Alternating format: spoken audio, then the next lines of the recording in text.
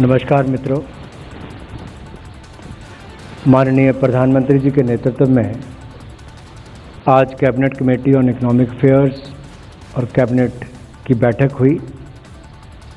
जैसा आपको पता है कि भारतीय इतिहास और संस्कृति में जनजातियों का विशेष स्थान और उनके योगदान को सम्मानित करने के लिए और आने वाली पीढ़ियों को इस सांस्कृतिक विरासत और राष्ट्रीय गौरव के संरक्षण के लिए प्रेरित करने के उद्देश्य से 15 नवंबर को जनजातीय गौरव दिवस घोषित करने का निर्णय लिया गया है। भारत के स्वतंत्रता संग्राम में भी जनजातियों का बहुत महत्वपूर्ण योगदान रहा।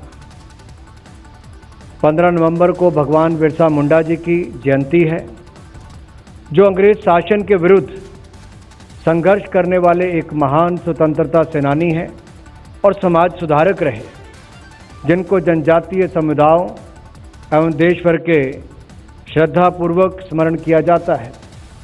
और देश भर में जिस मान सम्मान, जिस श्रद्धा के साथ उनको याद किया जाता है, उस भावना और इनके आज़ादी की लड़ाई में योगदान को देखते हुए भी 15 नवंबर को जनजातीय गौरव दिवस घोषित करने का निर्णय लिया गया है। भारत सरकार 15 नवंबर से 22 नवंबर तक जनजातीय समुदाय के गौरवशाली इतिहास और उनकी उपलब्धियों, संस्कृति और आज़ादी की लड़ाई में उनकी योगदान की महत्ता पर एक सप्ताह पूरा 15 से 22 नवंबर तक एक सप्ताह कार्यक्रम आयोजित करने जा रही है। जैसे आपको ज्ञात है, आज़ादी का अमृत महोत्सव ये हम मना रहे हैं और आइकॉनिक वीक जो होगा, ये आइकॉनिक वीक 15 से 22 नवंबर का जनजातीय गौरव दिवस जो हमने 15 नवंबर को घोषित किया है, उससे एक हफ्ते तक ये चलने वाला है। ये उनके गौरवशाली इतिहास, उपलब्धियों, संस्कृति के बारे में होगा। दूसरा निर्णय सांसदों से जुड़ा हुआ है। क्योंकि कोविड-19 के समय एक निर्णय किया गया था कि 2 वर्ष के लिए 2021 और 21-22 तक, जहां तक MP लैड की स्कीम को मंत्रिमंडल द्वारा तय किया गया था कि उसके पैसे का उपयोग जो है, धन का उपयोग कोविड की लड़ाई के लिए किया जाएगा। और सभी सांसदों ने आगे बढ़ चढ़कर कोविड की इस लड़ाई के प्रति अपना योगदान देने के लिए सहमति भी व्यक्त की थी। और आज मुझे आप सबके बीच में बताते हुए प्रसन्नता भी है कि आर्थिक स्थिति में सुधार को देखते हुए जिस तरह से इकोनॉमिक रिकवरी भी हुई है और अलग अलग सेक्टर्स में हमने बढ़ोतरी भी देखी है। 2021-22 की शेष अवधि के लिए MP लैड की स्कीम को कार्यान्वित करने का निर्णय किया गया है। इससे प्रत्येक MP को, सभी सांसद जो अभी हैं, उनको 2-2 करोड़ रुपए की किस्त आवंटित की जाएगी, जो 2021-22 की है। लेकिन जो बाकी के 3 वर्ष रहते हैं, 2022-23 से लेकर 25-26 तक, उस समय के लिए 5-5 करोड़ रुपए की पूरी किस्त माननीय सांसदों को अपने क्षेत्र के विकास के लिए दी जाएगी। तो member of parliament local area development fund will be made available from this year onwards. 2 crore for this financial year will be made available, and from the next year onwards they will get the full 5 crore rupee installment, 5 crore rupee annually. इसके ऊपर 2021-22 में 1584 करोड़ रुपए का व्यय होगा और 2022-23 से लेकर 25-26 तक 15,833 करोड़ रुपए इसके ऊपर खर्च होंगे। इस प्रकार कुल 17,417 करोड़ रुपए का व्यय MP लैड पर खर्च होगा और ये सभी माननीय सांसदों को उपलब्ध करवाया जाएगा। 3 और महत्वपूर्ण निर्णय मैं आप सबके सामने रखने जा रहा हूं कि आर्थिक मामलों की जो मंत्रिमंडलीय समिति है, उसकी अध्यक्षता करते हुए माननीय प्रधानमंत्री जी के नेतृत्व में ये तय किया गया है कि भारतीय कपास आयोग को, CCI को, कॉटन कॉरपोरेशन ऑफ इंडिया को 17,408 करोड़ रुपए की कमिटेड प्राइस सपोर्ट को मंजूरी दी गई है। और ये इसलिए है क्योंकि कपास के क्षेत्र में लगभग 60 लाख किसान सीधे तौर पर जुड़े हुए हैं और जो पिछले 2 वर्ष थे कोविड के समय जहां एक और कपास का मूल्य कम था बाजार में, वहां पर बहुत महत्वपूर्ण हो गया था कि सरकार की इंटरवेंशन भी हो।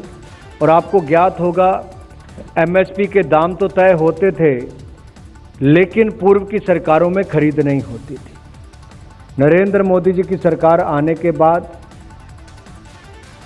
इसमें खरीद की शुरुआत की गई और कॉटन कॉरपोरेशन ऑफ इंडिया ने इसमें अपनी बड़ी भूमिका निभाई। अगर मैं कहूं 2019 कुल एनुअल प्रोडक्शन जो है 350 लाख से 360 लाख बेल्स का उत्पादन होता है।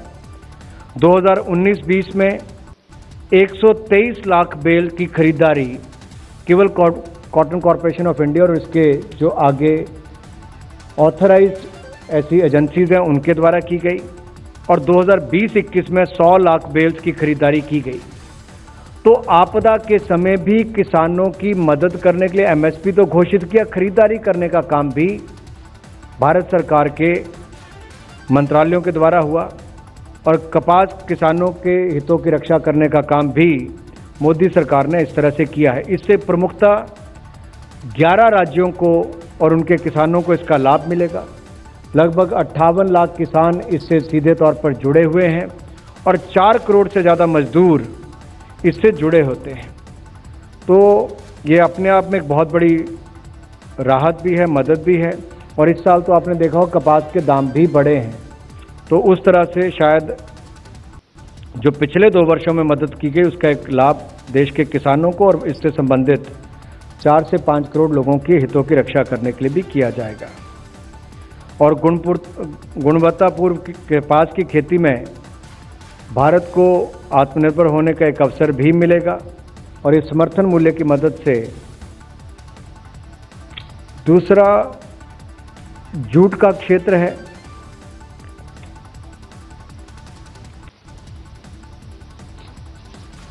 जूट के लिए भी वर्ष 2021-22 के लिए, लेकिन जूट का जो ईयर गिना जाता है वो जुलाई से जून तक का होता है। तो इसमें 1 जुलाई 2021 से 30 जून 2022 तक के लिए पैकेजिंग में जूट के अनिवार्य उपयोग के लिए आरक्षण मानदंडों को मंजूरी दी गई है। ये हर साल दी जाती है और इस वर्ष भी जूट वर्ष 2021-22 के लिए अनुमोदित अनिवार्य पैकेजिंग मानदंड खाद्यान्नों के लिए, फूड ग्रेन्स के लिए 100% आरक्षण होगा और 20% चीनी को अनिवार्य रूप से जूट की बोरियों में पैक करने का प्रावधान करने का निर्णय किया गया है। वर्तमान प्रस्ताव में आरक्षण मानदंड भारत में कच्चे जूट और जूट पैकेजिंग सामग्री के घरेलू हितों की रक्षा करेंगे, जिसमें आत्मनिर्भर भारत की अवधारणा को बल मिलेगा।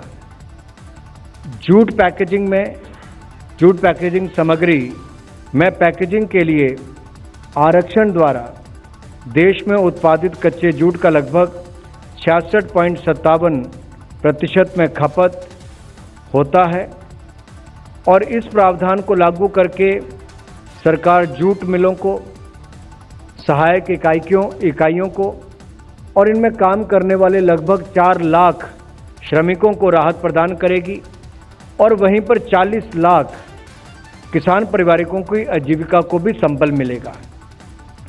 भारत सरकार प्रतिवर्ष 8,000 करोड़ रुपए की जूट सैकिंग बैग्स की खरीदारी करती है। इससे भी सीधे तौर पर जूट फार्मर्स और जूट वर्कर्स को लाभ मिलता है।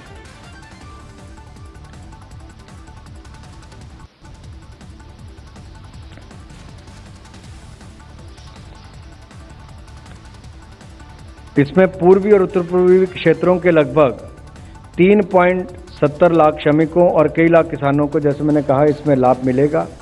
और जेम पोर्टल पर भी रिवर्स नीलामी के लिए इसका जो खाद्यान्न की पैकिंग के लिए जूट बोरियों के 10% इंडेंट्स की को जेम पोर्टल पर रिवर्स नीलामी द्वारा रखा जाएगा। तीसरा बड़ा निर्णय जो किया गया है वो एथेनॉल के क्षेत्र से है।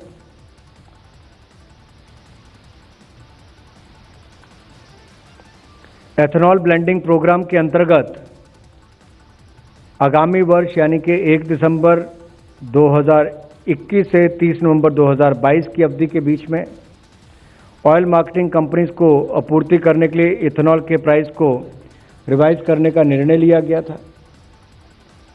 आपको याद होगा वर्ष 2015-16 में एथेनॉल ब्लेंडिंग प्रोग्राम के अंतर्गत इसको इम्प्लीमेंट करने के लिए जो निर्णय किया गया, उससे पिछले वर्षों में गन्ना किसानों और चीनी मिलों की आर्थिक स्थिति में सुधार हुआ है। एथेनॉल के दामों ने चीनी क्षेत्र को री एनर्जाइज करने का काम किया है। इस कार्यक्रम के अंतर्गत 2025 तक देश भर में 10% एथेनॉल ब्लेंडिंग करने का लक्ष्य रखा गया था, लेकिन माननीय प्रधानमंत्री जी के निर्देशानुसार अब वर्ष 2025 तक 20% ब्लेंडिंग प्राप्त करने का महत्वाकांक्षी लक्ष्य निर्धारित किया गया है। पहले लक्ष्य 2030 तक था, अब 2030 तक के लक्ष्य को भी प्रीपोन करके 2025 तक किया गया है। एथेनॉल ब्लेंडिंग जो होती है पेट्रोल में, उसमें लगभग 20% उसको करने का लक्ष्य रखा गया है। इस लक्ष्य को प्राप्त करने के लिए बहुत सारे कदम उठाए गए हैं। फूड एंड पब्लिक डिस्ट्रीब्यूशन विभाग द्वारा इंटरेस्ट सबवेंशन स्कीम्स के माध्यम से एथेनॉल के उत्पादन की क्षमता को 1500 करोड़ लीटर करने के लिए कई प्रोजेक्ट स्वीकृत किए जा चुके हैं। इससे लगभग 41,000 करोड़ रुपए का निवेश आएगा। इसके अलावा E20 फ्यूल के लिए BIS स्टैंडर्ड तैयार कर लिए गए हैं। E20 फ्यूल के साथ कंपैटिबल गाड़ियां उत्पादन करने के लिए ऑटो इंडस्ट्री से चर्चा की जा रही है। इन सभी इनिशिएटिव्स के कारण एथेनॉल ब्लेंडिंग को 2019-20 में 5% से बढ़ाकर 2020-21 तक 8% तक करना संभव हुआ है और आगामी वर्ष में इसको 10% तक ब्लेंडिंग की जो हमारी एक सोच है, कल्पना है, उसको पूरा कर लिया जाएगा। और इसी क्रम में आगामी वर्ष के लिए चीनी मिलों द्वारा उत्पादित एथेनॉल का रेम्यूनरेटिव मूल्य निर्धारित किया गया है। इसके मुख्य बिंदु हैं सी हैवी मोलेसिस के उत्पादित एथेनॉल का मूल्य 45 रुपये 69 पैसे प्रति लीटर से बढ़ाकर 46 रुपये 66 पैसे निर्धारित किया गया है। इसी प्रकार बी हैवी मोलेसिस के उत्पादित एथेनॉल का मूल्य 57 रुपये 61 पैसे से बढ़ाकर 59 रुपये 8 पैसे प्रति लीटर किया गया है तथा शुगर केन जूस, शुगर और शुगर सिरप से उत्पादित एथेनॉल का मूल्य 62 रुपये 65 पैसे से बढ़ाकर 63 रुपये 45 पैसे प्रति लीटर किया गया है। The price of ethanol from C heavy molasses route be increase from 45.69 rupees per litre to 46.66 rupees per litre. The price of ethanol from B heavy molasses route B increased from 57.61 rupees per liter to 59.08 per liter. The price of ethanol from sugarcane juice, sugar syrup route B increased from 62.65 per liter to 63.45 per liter. ये लगभग सी heavy molasses में 2.12% की वृद्धि है, B heavy molasses में 2.55% की वृद्धि है और शुगर केन जूस, शुगर और शुगर सिरप में 1.28% की वृद्धि इसमें की गई है। इसके अलावा एथेनॉल के उत्पादन को प्रोत्साहन देने के लिए ऑयल मार्केटिंग कंपनीज द्वारा अब सेकंड जनरेशन एथेनॉल प्लांट स्थापित करने जा रही हैं। इन प्लांट्स में लेटेस्ट टेक्नोलॉजी द्वारा biomass, rice straw, wheat straw आदि से भी एथेनॉल का उत्पादन किया जाएगा और पहले 2G प्लांट की जो स्थापना है वो उसका उत्पादन भी 2021-22 इसी वित्तीय वर्ष में शुरू करने की संभावना है। 2G एथेनॉल का मूल्य निर्धारित करने के लिए ऑयल मार्केटिंग कंपनीज को अधिकृत किया जाएगा और इस नए स्रोत से एथेनॉल मिलने से एथेनॉल की उपलब्धता भी बढ़ेगी और हमारी जो इंपोर्ट करने की, यानी हम कहें कि पेट्रोलियम प्रोडक्ट्स की बात करूं तो उसकी डिपेंडेंसी भी कम होगी आने वाले वर्षों में। उस दिशा में एक ये बड़ा कदम है।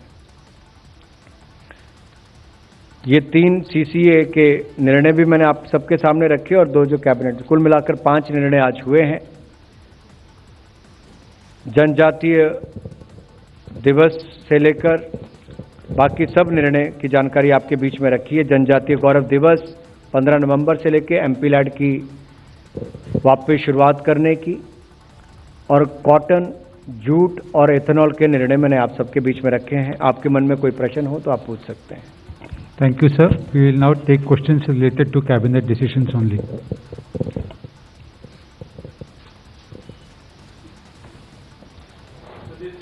Yeah, go ahead, Sunil. So this MP LADS scheme, if you can just say it in English, and you're going to give 2.2 crores this year, and from next year it will go to 5 crores. So why is it only till 25-26, or won't it be an extension for a longer period? That's point number one. And point number two, this ethanol, will this be is this in view of the Uttar Pradesh elections? That is the reason why you all are increasing ethanol? Let me first explain the MP LAD. Looking at the COVID-19 pandemic situation, it was decided 1.5 years back that the funds will be utilized for the fight against COVID-19 pandemic. With the improvement as far as the economic situation is concerned, and as you have seen the GST numbers and other indicators where the economy is doing well, the government has decided to release 2 crore rupees under the MP LAD fund to each MP in the financial year 2021-2022. From the financial year 2022-23 onwards till 25-26, annually 5 crore rupees grant of these MP LAD fund will be given to the MPs. So that is one.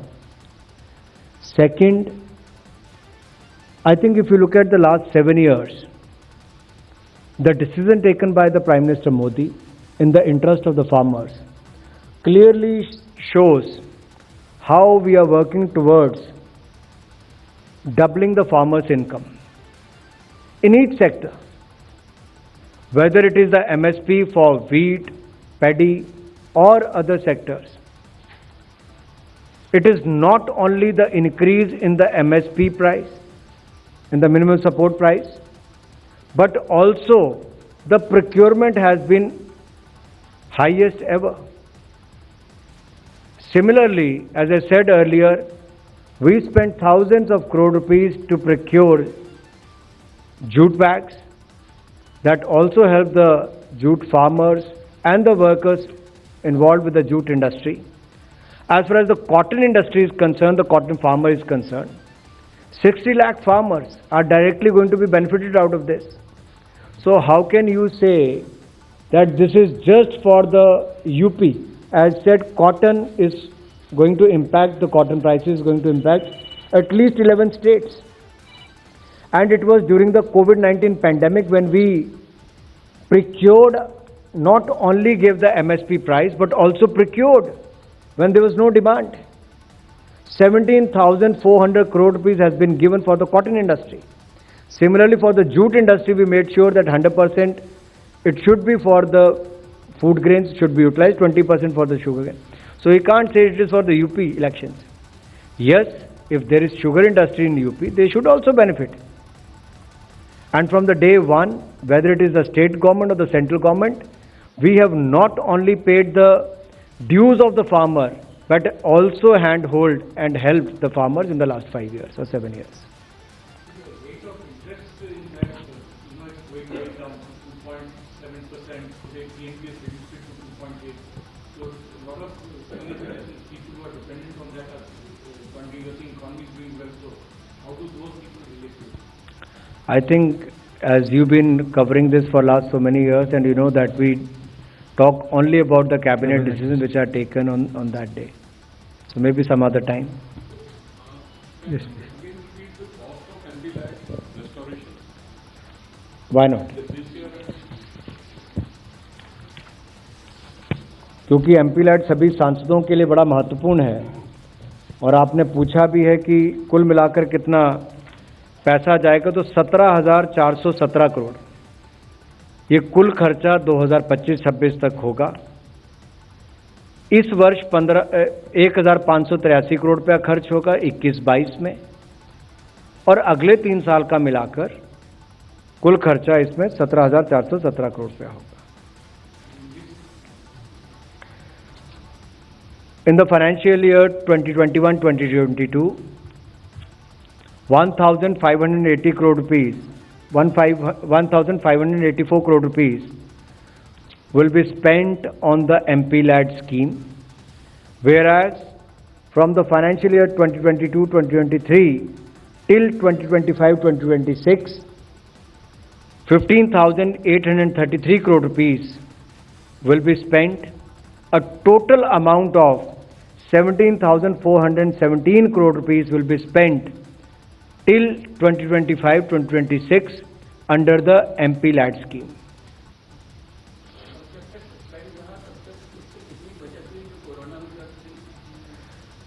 ये ministry of finance आपको बता पाएगा। और उसमें बचत की बात नहीं थी, एक लड़ाई की बात थी जिसमें सभी सांसदों ने, और मुझे लगता है एक बहुत बड़ी बात थी जहां देश के बहुत सारे ऐसे लोग सामने आए। मैं तो देखता था बहुत सारे बुजुर्ग लोग भी जिन्होंने अपनी पेंशन का पैसा भी इकट्ठा करके माननीय प्रधानमंत्री जी को दिया पीएम केयर्स में, ताकि वे कोविड की लड़ाई के खिलाफ लड़े।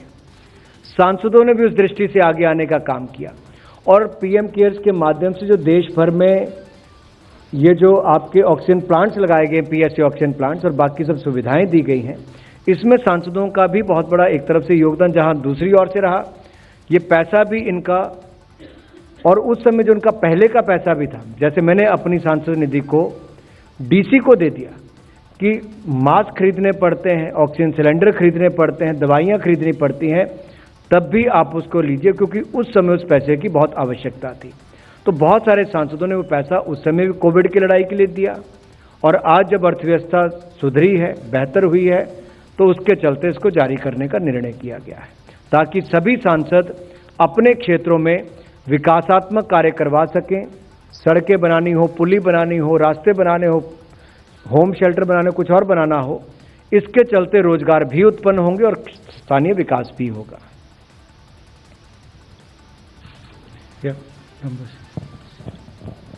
Nudak ji, why you have chosen the year 2025-26? I mean, what is the why only up to that or not before that? It is as per the 15th Finance Committee. Yeah, 175. Sir, on the issue of ethanol blending, the government plans to increase it to about 20%, sir. So is the government also, reaching out to the auto manufacturers in order to ensure that this 20% ethanol, when mixed with petrol or for that matter any other fuel, can be used in the existing engines? Because at the moment, the vehicles that are in India cannot really work with 20% ethanol in petrol. Yes, the government is in touch, and I mentioned earlier also that whereas we are going to come out with the new technology and the new plant starting this year as well, at the same time we are engaging with the auto industry also, so that we can achieve that target in the due time. And that is why we have preponed it from 2030 to 2025, reaching the 20% target. And keeping that in mind, we are engaging the auto industry people. On one hand, new technologies will be used. On the other hand, auto industry will be, involved in a way so that the target of 20% should be achieved by 2025, blending of 20%. इस तरफ से कोई नहीं है। Thank you, sir. We'll close the press conference now. Thank you. Thank you, friends.